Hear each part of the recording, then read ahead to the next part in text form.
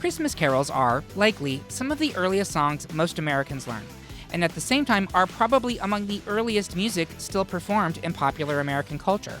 Many of the familiar songs of the season date back hundreds of years, and the origins and the lyrics of the songs have been lost or changed over time. We sing along every year, tapping into those familiar nostalgic feelings, but do we really know what these festive songs came from, or what they're actually about? Gather ye kith and ye kin around the hearth, or the modern equivalent, the Bluetooth speaker, as the great pop culture debate explores the history of holiday staples and attempts to name the best traditional Christmas carol. I don't know what kind of parents of a newborn would be excited about a kid doing a snare solo hours after labor, but you do you, little drummer boy. I'm your host, Eric Resniak. Please welcome my panelist for this episode. He's petitioning to have every carol replace the number 3 with his name. It's Trey Radu Blackburn. I think we can all agree that I saw Trey ships come sailing in sounds so much better. I prefer 3 chips, specifically if it leads into some salsa and a festive rendition of Feliz Navidad. Or Eric Estrada. Yeah, absolutely. And finally, some say our next panelist is as unique as Rudolph. Please welcome back Zach Derby. Socially ostracized, weird nose, useful only once a year. Yeah, that's me. Absolutely. And speaking of Rudolph, our dear friend Andrea Guerrero was meant to join us for this episode, but is unfortunately under the weather. We miss you and love you, Andrea, and that means you listeners and our producer, Derek Makita, are stuck with us 3. Wise men does not seem applicable here, No. but maybe wise guys or smart asses, all of which feels very thematically appropriate given the Mangers and everything else. If you're curious about how we ended up with our bracket, become a Patreon supporter of our little show, or listen to the 3-minute preview available wherever you listen to our podcasts. And don't forget, you can head to this episode on greatpopculturedebate.com to find the listener bracket as well as all 16 nominated songs so you can play along with us at home. While you're there, check out some of our other related episodes, including Best Classic Christmas Pop Song, Best Holiday Album, and Best Modern Holiday Pop Song, all available at greatpopculturedebate.com. And with that out of the way, Hark! The Herald Angels are singing. Or perhaps I'm having a psychotic break. Either way, let's get into these debates.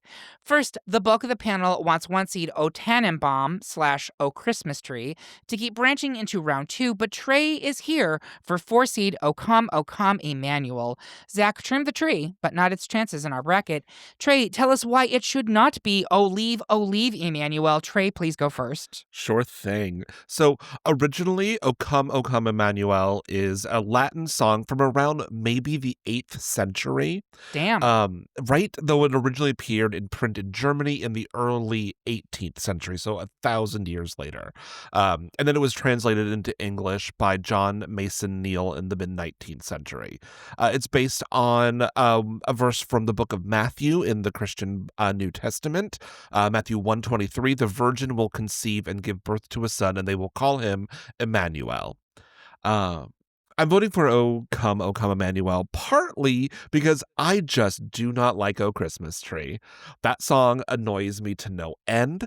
I do kind of also enjoy a mournful Christmas songs that kind of make you think of the now basically defunct tradition of Christmas ghost stories, even though if this one is looking to the birth of Jesus of Nazareth. And some of the more secular songs, like O Christmas Tree, just don't move me as much. So O Come, Emmanuel is mournful and less irritating than Christmas trees. I have a few things. Number 1, bring back Christmas ghosts. Specifically, Yes. bring back Christmas ghosts in real life to haunt people in Washington, D.C. We need you now more than ever. That's what I have to say. Get out of those graves and show them the true meaning of Christmas, I beg of you. Number 2, this song is not about Emmanuel Lewis, who starred in the classic sitcom Webster. Oh. Are you sure? O come, Webster. I don't think it works as well. Damn it. All right. Well, thank you very much. Zach, talk to us about O Christmas Tree / O Tannenbaum. All right. Well, depending on which version you like, O Tannenbaum, O Christmas Tree, either one will work. And it really celebrates beauty, togetherness, and that is what Christmas should be about. It's very smooth. It's steady. It's hummable to anybody. Even if you don't know the lyrics, you know how it goes.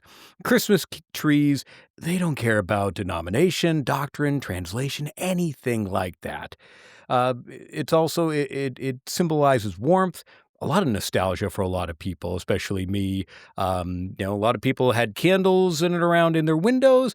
I had a Christmas tree, and I had a unique setup that it actually spanned 2 stories. So for me, Wow. it was impressive because I lived in an old house where the balcony stairs just kind of went up to the second floor. Trying not to fall down the stairs, you could fit a 2-story Christmas tree in there. Love that. It's a bit working in jazz. It's got pop. It's got choral. Of course, it's got the instrumental form. It's been recorded by so many different people. Nat King Cole, all the way to, of course, the most popular, well-known version, Vince Guaraldi Trio for Merry Christmas, Charlie Brown. And sometimes you just want to celebrate the season, and you don't want to feel like you're taking a theology quiz, that you're diving deep into the way, way underbelly of Christmas and what you think it should be about. You just want to experience that joy, that happiness that comes from being together. It's a centerpiece for modern Christmas that has been around since the 16th century and continues to be strong today, with good covers and horrible covers. Yes, and I think maybe someday we will do a worst Christmas cover song episode. I think that would be a lot of fun. But I agree. I'm going to go with Christmas Tree here, Trey. I know you hate it. Bah humbug. Bah humbug. But Christmas Tree will move on Tannenbaum. Excuse me. We'll move on into round 2. Next, the panel unanimously decided that 3-seed Hark, the Herald Angels Sing, is heavenly, meaning that 2-seed Away in a Manger has no room in our bracket. But I do want to speak on Manger. This episode, you might have gotten this a little bit from the previous arguments. We're going to be dropping a lot of detail and knowledge about these songs. Sometimes people have said to me, "Oh my God, shut up. I just don't, just tell me your argument. I don't want to hear all the background." You will be able to walk away from this episode being as annoying as Eric Resniak and going back to your families and being like, actually, this song is about this. So buckle up. Fun facts about Away in a Manger. It was written in 1882, and for some time, its creation was attributed to famous German curmudgeon and religious reformer Martin Luther, who reportedly wrote it for his children. But nay, its origins are actually American. This is a completely American song. I guess one of Martin's 95 theses was not, "Thou shalt not take credit for others' Christmas bangers." How do we know that Martin Luther didn't write it? Because the song didn't appear until 300 years after he died. And there is no record of the song existing before that, written in German, which was his primary language. So there you go, Away in a Manger. It's an American, just like apple pie. Who knew? But we will be moving Hark the Herald Angels Sing into round 2. Next, the bulk of the panel likes the ring of 1-seed Carol of the Bells, but I prefer the literally dirty dozen of 4-seed The 12 Days of Christmas. I know I'm not going to win this one, so I'm just going to gift you with some facts. First, and this is something I genuinely did not know until today, the 12 Days of Christmas are not the dozen days leading up to Christmas, you poor, uneducated swine like myself. They start on Christmas Day, and then they go to January 5th, aka 12th night, which suddenly, that makes that Shakespeare play make a lot more sense. So, news you can use from the great pop culture debate. I have a feeling Trey Radu Blackburn already knew this. A little bit, but also isn't that about when the Epiphany is? Also a Protestant, don't know much about the Catholic, all of it.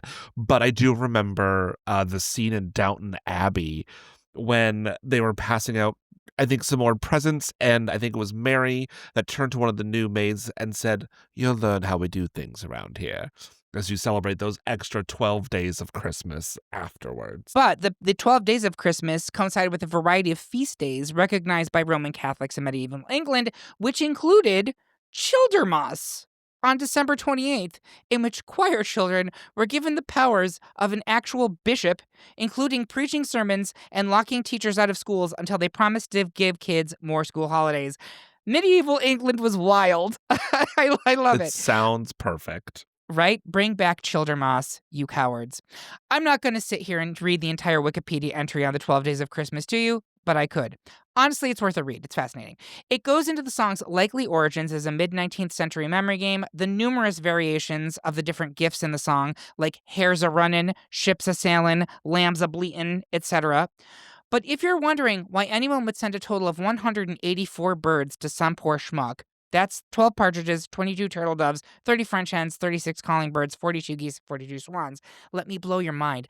The one gift that actually seems like something you want to get, the 5 golden rings, is actually probably another bird reference, as historians believe that it was actually meant to suggest pheasants. So for those keeping score, that would be an additional 40 birds in someone's lawn. That being said, Zach, I'm assuming that you're going to stick with your original pick, which was Carol of the Bells. I will. I just love Carol of the Bells. Trey, Carol of the Bells? Sticking with it, yes. All right, so we will be moving that into round 2. Next 2/3 of the panel is saying, yes, Queen Slay to 2-seed Jingle Bells, but I want to keep cruising with 3-seed Here We Go, A-Wassailing. I will regale you on why you should reconsider Wassail. Zach, tell us why you would be upsot if Jingle Bells were to go out here. Upsot? Zach, please go first. Well, first of all, the hell is A-Wassailing? I will tell you. Again, a Christmas claymation. They dive into that 3 times. Yep. Waffling and there's 2 others that they just make fun of. And as a kid, I had no idea what it was until you grow up and figure it out later. Originally, one horse open sleigh, Jingle Bells, was around 1857, they think, is when we're going to start putting this all together. It originally did not start as a Christmas song, but became so popular through the late 1800s, it actually moved over to be considered a staple of the Christmas carols. It is just filled with energy, snow, joy, again, being out there, being with friends, being outside. Everybody knows this song. Whether you love it or hate it, it is synonymous at this point with Christmas. From the kids to the 92-year-olds that can't hear anymore, they know what it is. It's all about speed, laughter, falling face first into snowdrifts. It's used in a variety of movies, animation, everything. You can't get away from it. The sleigh bell rhythm, it's all Christmas. The song literally gave the instrument its name. We would not have Jingle Bells without this song. Jingle Bells transcends language. Everyone can sing along to different songs, but you recognize this song. It captures the laughter, the motion, but also the chaos that comes with the holidays, because yes, we look at the positivity of it, but things can get a little bit out of hand, especially when families involved in coming over. We look at the positive, but it brings everything in through the action, the excitement, and just the celebration of the holidays. Excellent. So let's talk about wassailing. What is wassailing? It was a common practice in pre-modern England and involved, generally speaking, the poor going from home to home during the holidays and singing, dancing, and bestowing well wishes to residents in exchange for a bit of comfort. That could include a bit of respite from the cold, a penny, a pork pie, or a sip from a wassail bowl, which was, quote, a hearty combination of hot ale or beer, apples, spices, and mead, just alcoholic enough to warm tingling toes and fingers of the singers, end quote. Thank you, Wikipedia. Basically, it was caroling mixed with busking with a dash of wine tour, and I love it. It's also a genuinely great song. The refrain, love and joy come to you, and to you your vessel too, like, that's sweet and sing-songy, and it's like, God bless you and wish you a happy new year. I love that bit. Also, I'm doing my best to avoid politics here, but as we record this, the U.S. government is still shut down and SNAP benefits have run out for families. If ever there was a time to bring back wassailing, it is now. And by the way, if you have people coming up to your doors and wanting to sing you Happy New Year's, you fat cats better fill up your wassail cups. That's all I'm going to say. Trey, where are you coming on this one? Well, originally, I was going to go with Jingle Bells because what the hell is a wassailing? But because of the trying times that we are currently looking down the barrel of in a couple of days, really, get out there and wassail, folks. We got to do that for our fellow humans. That is a shocker because I will say I would consider flipping myself back. We can't have Jingle Bells go out in round 1 of A Christmas Carol. Can yes, we? We can. Yes, we can. Producer Derek is saying yes, we can. Are you comfortable with that, Zach? I'm fine. I don't dislike Here We Come A-Wassailing. I could go either way. Jingle Bells is just more of what I consider synonymous with Christmas, but if the other one goes, I'm not going to cry. We can't afford Jingle Bells this Christmas. It's Charlie wassail or Brown. nothing. Wassail.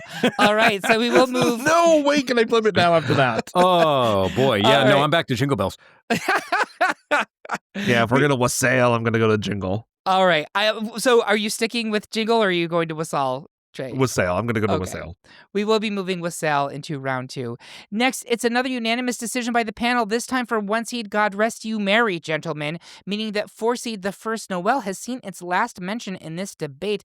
Did anyone want to speak on Noel? I didn't ask my panelists before this, but anybody have anything to say? I think it's a lovely song. It's not exactly one that gets my heart beating, Zach. With me, a lot of it is the more upbeat songs is what draws me to Christmas, just because I try to look at the positivity of it. With a lot of stuff that we do with the radio stations, a lot of it is always geared around find the positivity, lifting people up.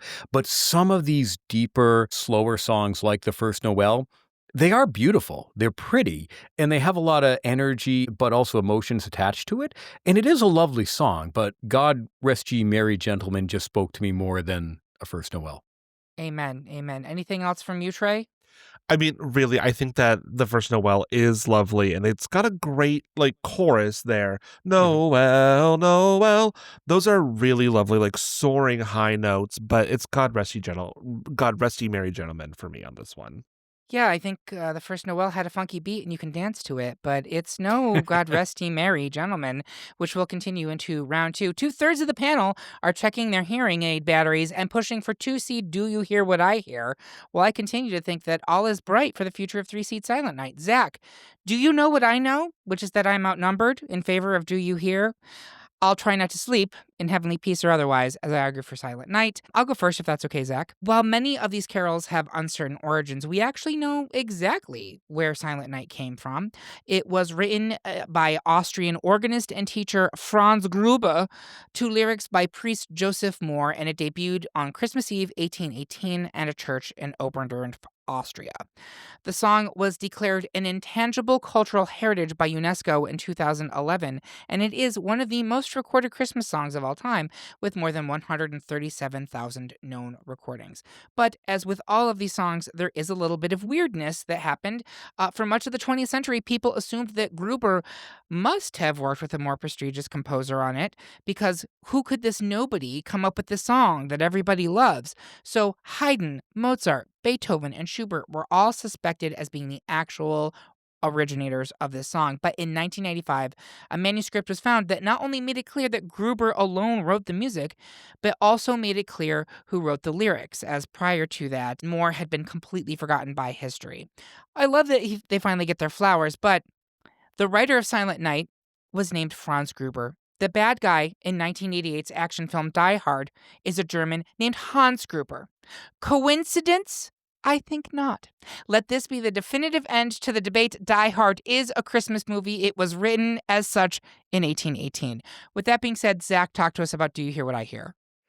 So when I was doing the research for this, I didn't realize that this is actually one of the newer songs. I didn't know that.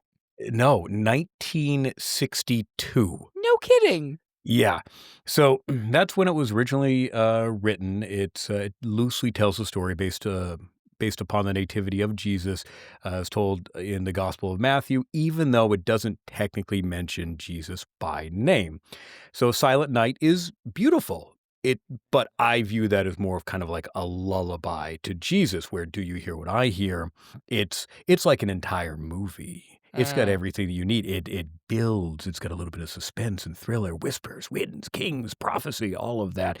And it starts and it continues to build. It's like you have a movie trailer to go with this. From the wind to the lamb, shepherd, king to the world. That's amazing networking right there. It really by is. modern standards. LinkedIn's got nothing on Jesus. No. Silent Night, gentle, slow, emotional, but it's kind of one emotion where Do You Hear What I Hear?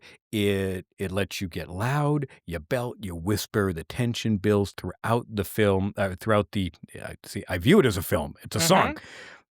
Again, also it was written, being in 1962, right around the Cuban Missile Crisis. It's literally a peace song, and it's disguised as a carol, which is relevant then. And may I say now? Absolutely. Yes. Incredible argument there.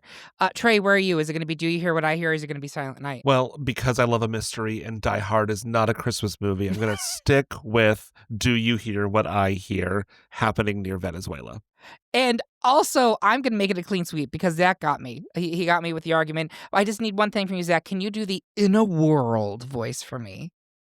In a world where you want to know the backstory of Jesus, from wind to lamb, shepherd to king, to the world. And close up on Kirk Cameron eating his Subway birthday party. We did it. Cut and print. All right. We will be moving Do You Hear What I Hear into round 2. Next, the majority of the panel wants to keep winging it with 1 seed Angels We Have Heard on High, but Trey has found himself snared by 4 seed Little Drummer Boy. Trey, please give us a percussive argument on why Drummer Boy should continue. The Little Drummer Boy is also one of the newer songs. It's from 1941, and it's potentially based off the French carol Pas de Pan, which we talked about in the warm-up. It was written as the first as Carol of the Drum, and the first recording was by the Trapp family singers. Yes, that Trapp family, the family von Trapp. Silence, silence, silence, running from the Nazis. It's a song about a humble drummer boy joining the throngs to bring gifts to Jesus, Mary, and Joseph. He had nothing to bring to the king, so he played his drum as a gift. And I really just enjoy how simple this song is and how onomatopoetic the sounds of pa-rum-pum-pum-pum are. And it can bring the kids in to remind us that we can give our talents as gifts too. And what better gift to bring a small child than a noisemaker? They don't want gold, frankincense, or myrrh. They want to drum on things. Just like Todd Rundgren. Okay, excellent argument. Zach, is it going to be Angels We Have Heard on High or Little Drummer Boy? I'll go Little Drummer Boy. Why not? You know what? It's a Christmas miracle. You know I'm what? going to give it to Little Drummer Boy, too. I'm going to do it. I like Angels We Have Heard on High, the Gloria in Excelsis Deo of it all. Absolutely. But, yeah, you had me a parumpa-pum-pum. You Yeah. did. You did. Yeah. All right, so we are moving Little Drummer Boy into round 2. And finally, in round 1, 2 seed Joy to the World will unanimously move into round 2, which means that 3 seed We Wish You a Merry Christmas will not be granted a reprieve in our bracket. But I want to speak on Wish briefly before it leaves. I believe this is another Wassailing song with beggars going door to door in the hopes of the wealthy giving them something to eat or drink. I love the song not only because of its melody, which I genuinely like. I think it's got a good ramp up to it, right? But also because of the intensity of the demands. They don't just want anything. These people want figgy pudding. And when do they want it? They want it right now. And when are they going to leave? Not until they get some. So, this is the energy that I need to bring into 2026. You know what I'm talking about? When do we want healthcare? We want it right now. We won't leave until we get some. I said I was going to stay out of politics. I am failing miserably. Figgy pudding has a whole new meaning to me now. Figgy pudding does. By the way, figgy pudding for Drag Race season 20. That's what I have to say. Yes. All right. But that being said, we are going to move Joy to the World into round 2. And that's the end of round 1. We're going to take a quick break to figure out what to do with all these birds that some psychopath keeps sending us. We'll be right back. Happy holidays, listener! We hope you're enjoying this episode. If you want even more holiday-related debates, we've got a present for you. Over at greatpopculturedebate.com, you can find our holiday collection. We've got a dozen more episodes devoted to the sounds, scenes, and flavors of the season. We're talking Best Modern Christmas Pop Song, Best Christmas TV Special, Best Thanksgiving Side Dish, Best Holiday Film, and more. Unwrap them now at greatpopculturedebate.com under the episodes menu. Then leave a comment to tell us if our picks have been naughty or nice. And we are back for round 2 of our Best Christmas Carol debate. Before we get into the Elite 8, I'd like my panelists to share their social media accounts and what else they're working on. I would also love to know, have you actually ever gone caroling? I would like to start with Trey. Where can people find you? What you're working on? Yeah, you can find me on Instagram and Blue Sky at TKRB3, the word, and at Bare Left Embroidery over on Instagram as well, where you can see how pretty I can stab fabric. And have I gone a caroling? Look, I was in high school choirs. Of course we went caroling, but mostly to nursing homes. And Christmas music, as one, I gotta say this, while I enjoy most of the season, the music, not for me. I will debate the merits of it throughout this podcast, but with my time as a DJ in a small town and my years at war, and by war I mean retail, I can't do it much anymore. I respect that. I do want to ask, for Bare Left Embroidery, do you take commissions? I people do want to take do commissions, and presents? I do take commissions, and I have even done Christmas ornaments. Email me at bareleftembroidery@gmail.com. Excellent. For all of your Christmas shopping needs. Zach Derby, welcome back. It's so good to have you. Always an honor to be here. I appreciate it. Zach is actually on both of our Christmas episodes this season, so you can listen to him here talking about beautiful religious songs. And then next week, you can turn in to hear him talk about Christmas horror films, which are very disturbing, as I've been doing my research on them. Zach, where can people find you? What else are you working on? Let's see. Online through social media, you can find me at Zach Deuce through the Twitter and through Blue Sky, where I do a lot of shit posting and just sharing podcast episodes, this, that, and the other thing.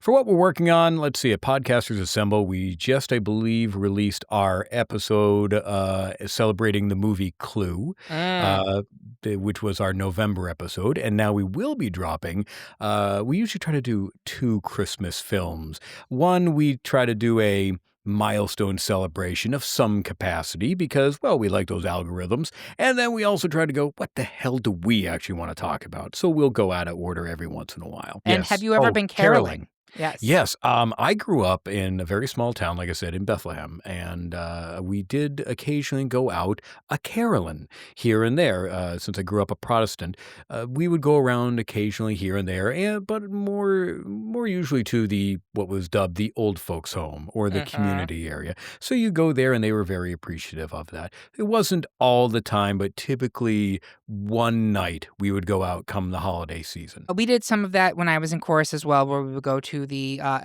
older folks' homes, which I should be booking my room really any day now. But the more traditional understanding of caroling, when I lived in Charlottesville, Virginia, I was adopted by a pack of lesbians, and one of them bought a Bible school bus off of eBay and took all of the seats out and put in futons, and it turned it into the Holly Trolley Light Tour. And so every Christmas season, they would have us all come in, and we had to wear a ridiculous hat, and we would have a giant, like one of those big McDonald's thermos things filled of mulled wine, and everyone had to bring a Christmas cookie that they made at home, and we would go around a 3-county area looking at the ridiculous home lighting displays, and you would sing carols both in the bus and in front of the homes that we went to visit. It was magnificent. I miss it. If you're listening to this, Becca Saxon and Chuck, I miss you both very much.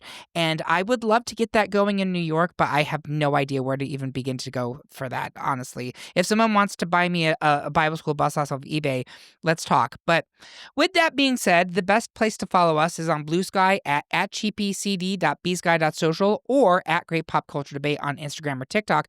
You should also make sure to subscribe to our page on YouTube, where we are posting original video content.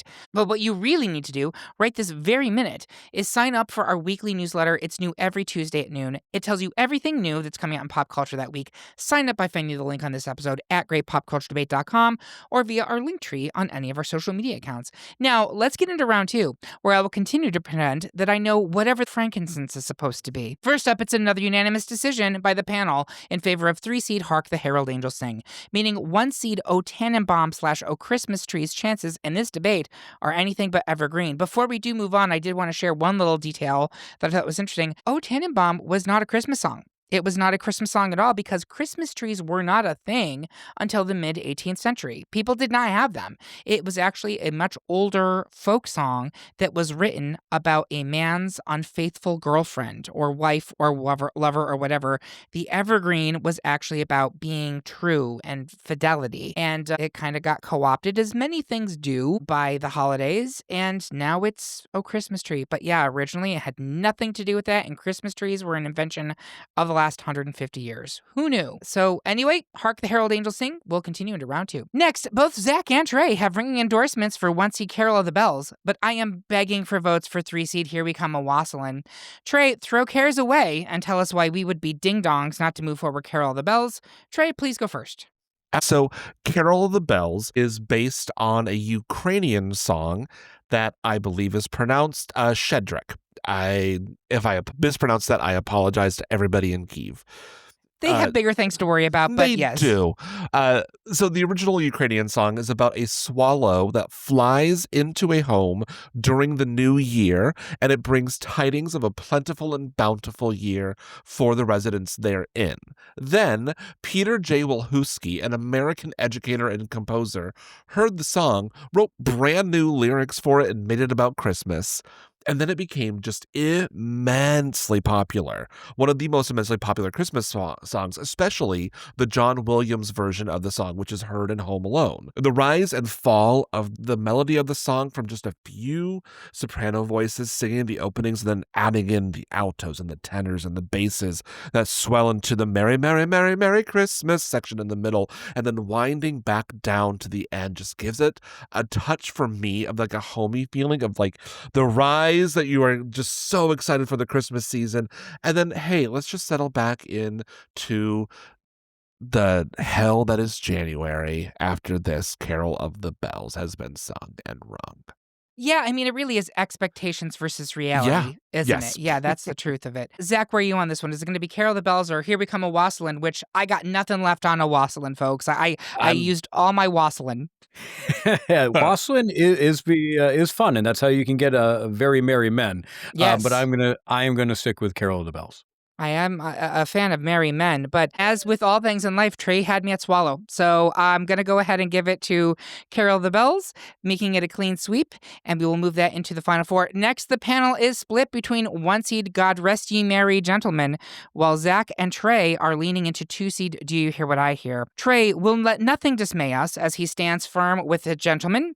Zach, I'll be the little lamb, you be the night wind. Tell us why we should go with Do You Hear. I'm going to have Zach go first. We've touched on this a little bit again. It's one of the newer carols, but again, how it starts, where it goes, the story that it tells, just compare. I really could go either way at this point, but this one, because of the composition of the song, just speaks a little bit more to the Christmas spirit, gives you a little bit more variety from start to finish in the song over God Rest Ye Merry Gentlemen. It does feel like a Rankin and Bass song. Like it's from In a that way, yeah. period. It does feel like it, yeah. Trey, talk to us about God Rest Ye Merry Gentlemen.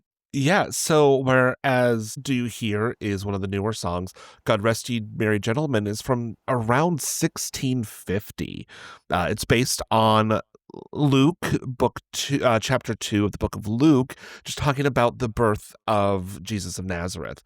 It became immensely popular during the early 19th century, and it's a song telling Christians to just relax and take comfort in the fact that your new Savior has been born and has saved them. And in re-listening to the song, I'm hearing just how kind of mournful this song is also. And there's a quick clip that I really enjoy in this song to it versus the smooth lyrical quality of Do You Hear What I Hear for parts of it. And like I said, I'm nothing of consistent on give me a little bit of a sad Christmas song or something that'll make me contemplative. I was today years old when I discovered that this title of this song is God Rest Ye Merry, Gentlemen, not God Rest Ye, Merry Gentlemen. And I'm like, the gentlemen were not merry? What is going on? This is new to me. Like, I was assumed that these were merry gentlemen that were resting. But in fact, if it's really textually about the birth of Jesus, none of those people were happy. They didn't even have an airport hojo to go to. They had to sleep in the manger. They had to sleep out back with the sheeps and the goats and all that stuff. So, yeah, there was no resting. There was no merriment. It just didn't happen. Which one are you sticking with here, Zach? You going with Do You Hear What I Hear? I think I'm going to stick with that one. Okay. And you're sticking with God Rest Ye there, Trey? You know, I think I'm going to go over to Do You Hear What I Hear on this one. I think I am too. I like the idea that a more modern song is making it to the final four here. And if I'm being honest, I'm not doing this by design, but I think I'm probably leaning more towards the less, although I guess they're both about the birth of Jesus, aren't they?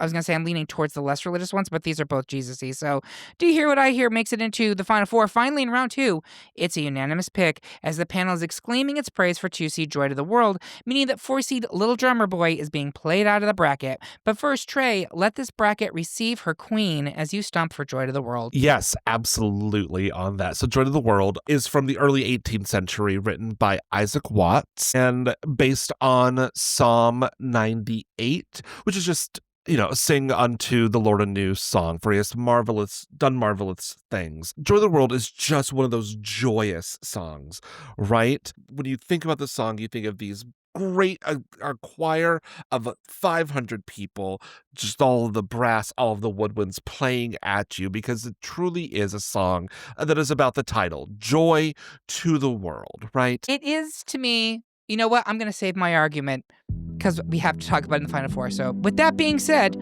we do have our final four. We're going to take a quick break to check on the pulled pork we have in the crock pot, which, like the baby Jesus himself, should be tender and mild. We'll be right back. Are you still looking for a thoughtful holiday gift? How about spreading engaging arguments, insightful cultural analysis, and a cup of good cheer by gifting your friends and family with a subscription to the Great Pop Culture Debate via Patreon? That's right, you can gift someone an annual membership to this podcast, which grants exclusive access to episodes and warm-ups, podcast merch, our very active Discord server, and more. Subscriptions cost as little as $5 per month. Head to patreon.com/greatpopculturedebate and start stuffing those stockings. And while you're at it, make sure you treat yourself to a membership too. You've been so good this year. We are back with the final four of our best Christmas Carol debate. At this point in the show, I like to take a step back and see if it shook out the way I expected it to. I also like to add at this point that no matter which option wins, we're celebrating all of these entries. And I hope that nobody gets salty about what comes next. I had no idea where this episode was going to go. It could have been lunch meat. It could have been peaches. It could have literally been any of them. And here we are. We have Hark, the Herald Angels Sing, a 3-seed versus Carol of the Bells, a 1-seed. Do You Hear What I Hear, a 2-seed versus Joy to the World, a 2-seed. Sure. It's Christmassy. It is heavily Jesus, which I think is, very Christmas carols. But I also think all of these have had significant, enduring, long-term success. Like if A-Wassailing had made it to the final four, we would have done something wrong. So I'm pleased with what we have. Let's go into the first matchup. It's Hark the Herald Angels Sing versus Carol of the Bells. I would like to start with Zach. Where are you going here? Originally, I want to go with Carol of the Bells just because, again, to me, it spoke more. But a lot of times with these brackets, as you go through it and you're digging more and deeper into the songs, you learn a little bit more about them. And my gut feeling is that Hark the Herald Angels Sing is a better carol than Carol of the Bells. Even though it's in the title, which should automatically make it win, I think Hark the Herald Angels Sing is the better of the two. Is it the glow? Is that part of it? That's what brought me over. Instead of ding dong dong dong ding dong dong dong. It's a more satisfying choral experience. It's true. Although Carol of the Bells does remind me to check on the fries because they're done. Ding. Fries are done. Trey, it's going to be Hark the Herald Angels Sing or Carol of the Bells. See, I was going to flip my vote from Hark to Carol, but then Zach brought up the good point about the lyrics. And I could not tell you what the lyrics to Carol of the Bells is. I could sing Hark the Herald Angels Sing for 3 days. Their angels are going to hear everything that I am saying. So because it is just a better song to sing because you don't have to study for days to know what the song is, I got to go with Hark. Is that the angels are singing? No, that was someone revving their motor outside in Queens. Or it could have been my neighbors upstairs. Everybody say hello. Yeah, I think they actually both begin with the word hark, which is funny.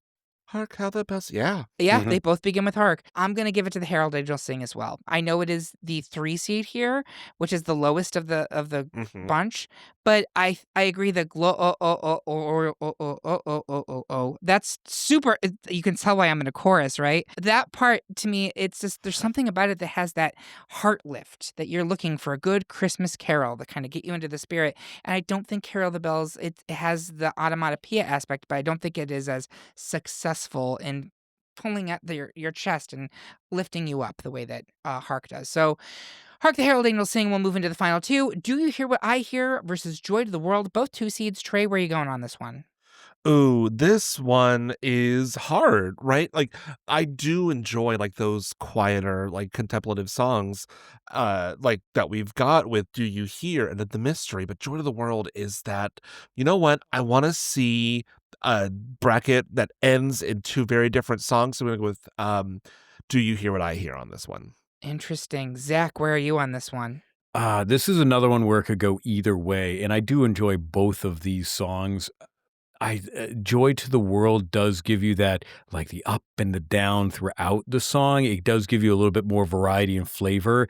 That's where I tend to go because it gives me everything I'm looking for in Joy to the Yeah. World. So what I was going to say at the end of last round was Joy to the World is the John Williams Christmas Carol, right? It Yeah. is the explosion of sound. It's the beginning of Star Wars. But in this one, the baby doesn't turn into Darth Vader. It turns into Jesus, you know? um, Move over, George Lucas. We have a bigger saga, but I do think there, like, it really is magical. Like, you get swept up in this song in a way, like you hear it over the music in the Yeah. mall. I know we don't go to malls anymore, and we are the poorer for it. Bring back wassailing, bring back Christmas ghosts, bring back malls. That's what I'm saying. Let's get drunk in malls, y'all. Absolutely. Putting that into 2026.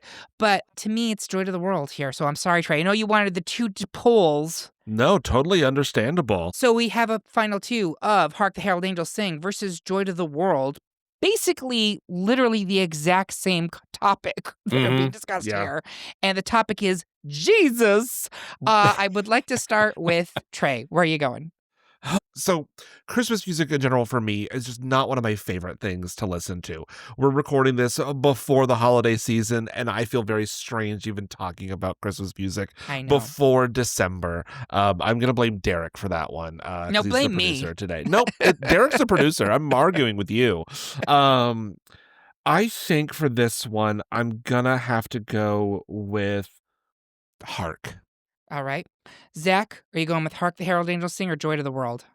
Gosh, I'm not at Troy's level of hatred of Christmas music, but being in radio, I have worked at radio stations that do flip all Christmas, and you do go insane because there's only about 12 Christmas songs out there that are actually good.